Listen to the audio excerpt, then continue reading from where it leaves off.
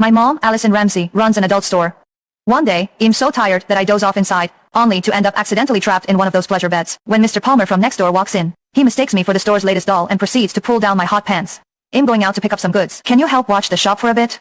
The faint sound of Mom's voice reached my ears, and I mumbled a few vague responses before sinking into a deep sleep. I had no idea how long I had been asleep, but when I woke up, I felt that something was off. I was lying face down on the bed, my hands secured with something soft and rubbery, and the bed itself was folded into an unusual position that closely conformed to the curves of my body. I could clearly feel that my buttocks were raised high, and my legs had been spread apart. I didn't need to look to know it was a deeply embarrassing position.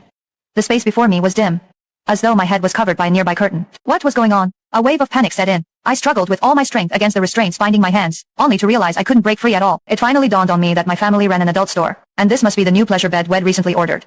The bed was equipped with mechanisms that could only be unlocked through external settings once triggered. I had been completely exhausted earlier, so I just crashed on a random bed in the storeroom, without even noticing it was the latest model of pleasure bed. I would usually sleep on my stomach and move around in my sleep, so I must have accidentally triggered the mechanism while dozing off. And now this single bed had locked my hands in place. The bed split into two below my waist, lifting my lower abdomen and hips, and leaving my buttocks raised high. It was as if I was positioned for. What was I supposed to do now? I shouted a couple of times, but there was no response. It only then struck me that before I fell asleep, Mom mentioned she was going out to pick up some goods and asked me to watch the shop. Hey, Allison.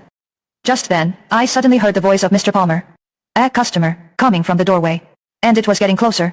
Oh no, Mom did say Mr. Palmer would come by later to settle the bill. Panic surged through me.